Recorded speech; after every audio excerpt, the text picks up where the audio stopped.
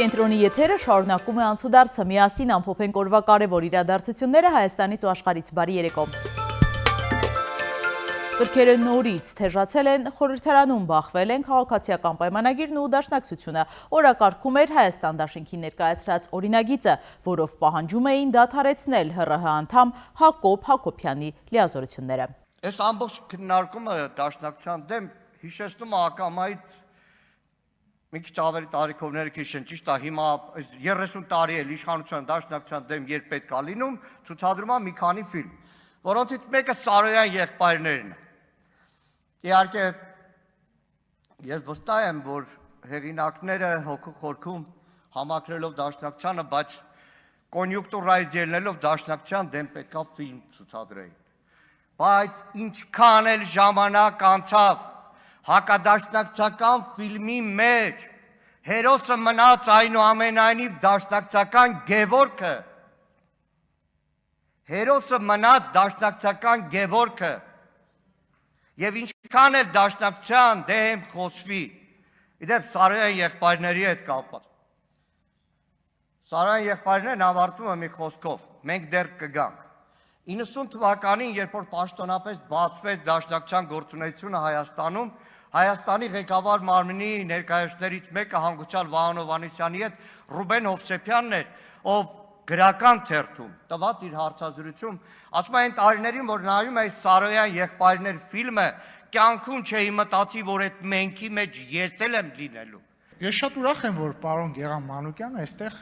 մեջ բերեց Սարոյան եղբայրներ ֆիլմը, որովհետև ես կարծում եմ, այդ ֆիլմի մասին քննարկումը կարող է կենտրոնական դառնալ մեր այս ամբողջ բանավեճի մեջ։ Նախ ասեմ, պարոն Մանուկյան պետք չի փորձել արդարացնել այդ ֆիլմը ընդհանրապես, ինքը իրապես հակադաշնակցական ֆիլմ է եւ ասեմ ավելին հակաանկախական ֆիլմ է, որովհետեւ սովետական ժամանակներում հակաանկախականությունը ու հակադաշնակցականությունը նույն բանն էր, որովհետեւ բոլշևիկները մեր անկախությունը վերացրել էին այն ժամանակ, երբ որ 1920 թվականին դաշնակցության գործիչներն էին փորձում պաշտպանել Հայաստանի առաջին հանրապետության անկախությունը, սա անբեկանելի փաստ է։ Ընդդիմադիր պատգամավոր Արթուր Խաչատրյանն էլ ազգային ժողովի ամբիոնից մի անեկդոտ է պատմել։ Ես հիշում եմ երիտասարդ տարիքում ինձ պատմած մի անեկդոտ, որը ամենևին ծիծաղելի չէր այն ժամանակ, բայց պարզ պարկեշտությունը ստիպված էր ինձ մի թեթև ժպիտ ցույց տալ։ Ես երբեք մտքովս չէր անցնի, որ դա կարող է իրականություն դառնալ, բայց իրականություն դառավ, ես ձեզ պատմեմ։ Ծիծաղելի չի, բայց ծիծաղելի չի այն ինչ որ անում եք դուք ստեղ։ Ուրեմն արքադուստր գորտը գետի ափին նստած ոտրով չփչփացնում է։ Կողքով անցնում է Բեհեզեբուղը, ասում աղջի գորտ, թե գրեհիկ Բեհեզեբուղը։ Ջուրը շատ սառը չի։ Արքադուստր գորտը շրջվում է եւ ասում է. Ես այստեղ նստած եմ որպես արքադուստր, այլ ոչ թե որպես ջերմաչափ։ Ուժեղ Հայաստան կուսակցության վարչապետի թեկնածուն Սամվել Կարապետյանն է, կուսակցության շնորհանդեսին ցուցադրվել է Կարապետյանի տեսաուղերձը ստեղծված արհեստական բանականությամբ։ Մեր դիվանագիտական հարաբերությունների հենքը պետք է լինի մեր երկրի առջև առկա մարտահրավերները խաղաղ ու պրոֆեսիոնալ կերպով լուծելը, այլ ոչ թե աշխարհաքաղաքական խարդավանքների մեջ մտնելը։ Ընդամենը 115 օրից բոլորը կտեսնեն, որ ուժեղ Հայաստանը ոչ միայն կուսակցության անուն է։ Սա խոստում է, որն այսօր տալիս ենք Հայաստանի ողջ ժողովրդին ու ողջ հայությանը, իսկ վաղը դարձնելու ենք իրականություն։ Գագիկ Ծառուկյանը ընտրությունների է գնում հստակ գաղափարախոսությամբ, համախմբել ներուժը, օգտագործել իր հնարավորություններն ու կապերը եւ ծառայեցնել դրանք Հայաստանի անվտանգությանը եւ տնտեսության զարգացմանը։ Նման ձևակերպումներով ուշագրավ վերլուծություն է արել Մեգանյուս լրատվական կայքը։ Դրանում ասվում է, որ Գագիկ Ծառուկյանի քաղաքական դիրքավորումը կառուցված է մեկ առանցքի շուրջ։ Ուժեղ տնտեսությունը ուժեղ պետության հիմքն է։ Իսկ սահմանամերձ համայնքներում բացված սառնարանային տնտեսությունները եւ մթերք մանկայանները ցույց են տալիս տնտեսական մոդելի ուղղվածությունը դեպի իրական արտադրություն։ Գագիկ Ծառուկյանի ծրագրային շեշտադրումը վերաբերում է ոչ միայն պաշտպանական ոլորտին, այլև տնտեսական եւ սոցիալական անվտանգությանը։ Առանձնացվում է նաեւ թմրամոլության դեմ պայքարի հարցը որպես ազգային անվտանգության բաղադրիչ։ Առաջարկ Հայաստանին համախմբման հարթակ Գագիկ Ծառուկյանի նախաձեռնությունը ներկայացվում է որպես վերկուսակցական ձևաչափ, քաղաքական նոյանտապան, որտեղ առաջնայինը մասնագիտական կարողությունն է եւ երկրի հանդեպ պատասխանատվությունը։ Արագածոտնի մարզի առաջին ատյանի ընդհանուր իրավասության դատարանը որոշել է Արագածոտնի թեմի առաջնորդ Մկրտիչ եպիսկոպոս Պրոշյանի կալանքը վերացնել եւ որպես այլընտրանք կիրառել տնային կալանքը։ Լուրը հայտնել է փաստաբան Արա Զոհրաբյանը։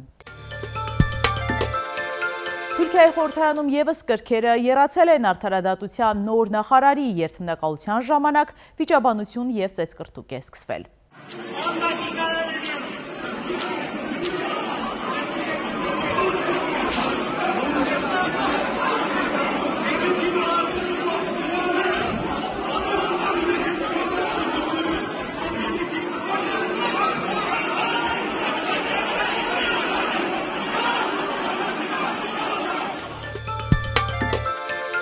Ադրբեջանի պետական ASTV հեռուստաալիքը մոնտաժել է Մեհրիբան Ալիևայի մասին Վենսի կատակը։ Ադրբեջանի եւ Միացյալ Նահանգների միջև ռազմավարական գործընկերության խարտիայի ստորագրումից հետո կայացած մամուլի ասուլիսում Վենսն իր խոսքն ավարտել էր կատակով։ Երկրորդ տիկինը Ուշա Վենսը եւ ես շատ ոգևորված ենք ընթրիքով։ Եվ ինչպես ես հասկանում եմ, Ադրբեջանի փոխնախագահը նաեւ նախագահի կինն է։ Հուսով եմ, սա երկրորդ տիկնոջը որևէ գաղափար չի տա։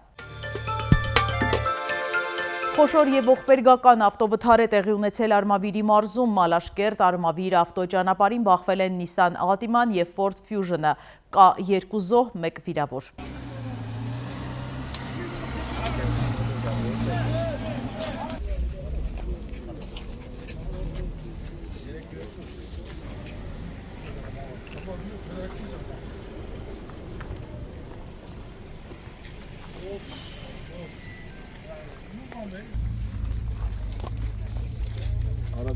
Էսյանելի ժողովուրդ։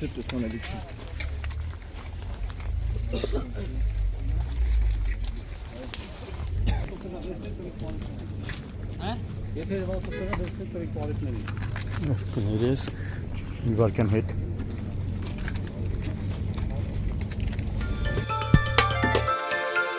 Թուրքիայի բնակիչ Ուիֆատ Օզդեմիրը Ջեֆրի Էփշտեյնի հետ նմանության պատճառով ստիպված է չեղարկել ճամփորդությունները, հրաժարվել հասարակական տրանսպորտից։ Նա վախենում է հարձակումներից, անծանոթները սկսել են իրեն շփոթել Էփշտեյնի հետ, թեև վերջինս մահացած է։ Բլոգերը մահացել է սատանայական ծովախեցգետին ուտելուց հետո հանուն կոնտենտի։ Դիտումներ հավաքելու համար նկարահանված տեսանյութից 2 օր անց է վրա հասել մահը։ Հարևանները պատմել են, որ կինը բժշկական կենտրոն է տեղափոխվել ցնցումների մեջ։ Ողբերգական միջադեպից հետո իշխանությունը կոչ է արել ափամերձ բնակիչներին անծանոթ ծովամթերք չօգտագործել։ Միասին թերթենք մամուլի էջերը։ Հրապարակը գրում է, վաղաշաբաթում 3 տեղի ունեցած խուզարկությունների եւ 10 հոգու ձերբակալության քավորը ըստ մեր աղբյուրի նորընտիր համայնքապետ Արգիշտի Մեխակյանն է։ Ավականու ամենամեծ ընդդիմադիր խմբակցության ղեկավար Սևակ Խաչատրյանի թիմակիցների ձերբակալության հիմքում թեպետ դրել են նոյեմբերի 16-ի ընտրություններին մարդկանց ուղղորդելու մեղադրանքներ, սակայն պարզ է, որ նախընտրական բռնաճնշումներ են սկսել ընդդիմության աչքը վախեցնելու նպատակով։ Ասում են Մեխակյանն է ղեկավարությանը համոզել, որ հիմիկվանից պետք է զբաղվել ընդդիմադիրներով։ Չտալ, որ ընտրություններին ընդառաջ ակտիվանան, պետք է բնում խեղդել ամեն ակտիվություն եւ ինքն էլ գործի է անցել։ Համայնքի ընդդիմադիրների հետևից է ընկել, պահակից մինչեւ ուսուցիչ հայտնաբերում է եւ հարցերը լուծում։ Նույն աղբյուրը գրում է, ՔՊՕ-ում կադրային սովնային մակարդակի է հասել, որ մերժված տեխնացուն կրկին առաջադրվել է եւ քաղաքական որոշում է կայացվել նրան ընտրելու։ Խոսքը ազգային ժողովի առողջապահության մշտական հանձնաժողովի նախագահի պաշտոնի համար Վանաձորցի բժիշկ Վանիկ Օհանյանի մասին է, որին եւ իր մրցակից Տրդատ Սարգսյանին 3 օր առաջ իշխող ֆրակցիան չէր ընտրել։ Չէր երաշխավորել այդ պաշտոնի համար։ Անբավերների թիվն էր մեծ եղել, առնվազն 8 հոգի ընտրել էր 2 տեխնացուին էլ եւ քվեարկությունը տապալվել էր։ Պետք է նոր թեկնածու առաջադրեին, սակայն տեղեկացանք, որ երեկվա դրությամբ կրկին Վանիկ Օհանյանն է առաջադրվել, հավանաբար այլ թեկնածու չի գտնվել։ Եվ ԿՊ-ն ստիպված է լինելու ընտրել Վանաձորցուն։ Հիշենք, որ այս պաշտոնը թափուր է Հռիփսիմե Հունանյանի հրաժարականից հետո։ Ժողովուրդը գրում է, քաղաքական գզվրտոցի արդյունքում հայ-ռուսական հարաբերությունները հայտնվելու են երերուն սյուների վրա, սակայն վերջերս քաղաքական նպատակահարմարությունից ելնելով տարբեր հանդիպումներ են տեղի ունենում ռուսների հետ։ Մեկ վարչապետ Նիկոլ Փաշինյանն է ընդունելություն անցկացնում, մեկ խորհրդարանի խոսնակ Ալեն Սիմոնյանն է մեկնում Մոսկվա։ Սիմոնյանը Ռուսաստանին համարեց եղբայրական ազգ եւ չստացավ ոչինչ, իսկ Նիկոլ Փաշինյանը սեփական հարկի տակ ընդունեց գործարար Վլադիմիր Եվտուշենկովին եւ արժանացավ թանկարժեք նվերի։ Գործարարը Փաշինյանին նվիրել է 400,000 դրամ արժեքով թեյի սպասքի հավաքածու, երկնագույն պսակ, պատրաստված գժել ասոցիացիայի կողմից, եզակի օրինակով, բարձրագույն ճենապակուց ոսկեզոծ։ Մատենադարանի տարածքում կհիմնվի շուրջ 1.7 հեկտար մակերեսով այգի, ծառատունկը նախատեսվում է աշնանը COP17-ի միջոցառումների շրջանակում։ Հայտնի YouTube բլոգեր եւ բռնցքամարտիկ Ջեյք Փոլը խառը մենամարտերի թեթև քաշային կարգում UFC դասակարգման երկրորդ համար Արման Ծառուկյանի հետ Հայաստանում է։ Նրանք ազատ ոճի ըմբիշ Արսեն Հարությունյանի հետ զբոսնել են Երևանում։ Good luck. Yeah, it's a good luck. Yeah. There's some of her on YouTube. Սանկտ Պետերբուրգում տանիք մաքրողը սայթաքել ու ընկել է, բայց բախտը ժպտացել է, մնացել է լարերից կախված, մինչև օգնության են հասել փրկարարները։ Այս կադրերը նկարահանվել են Մոսկվայում, երևի ուղևորը ավտոբուսի մեջ շոքել է։ Вот он. Синие волосы как раз под автобус. Ամենամեծ աստերոիդը փետրվարի 14-ին կանցնի երկիր մոլորակի կողքով, այն կլինի մեզնից մի քանի միլիոն կիլոմետր հեռավորության վրա։ Հետևեք Անցուդարձին, ամեն երեկո կհանդիպենք վաղը նույն ժամին։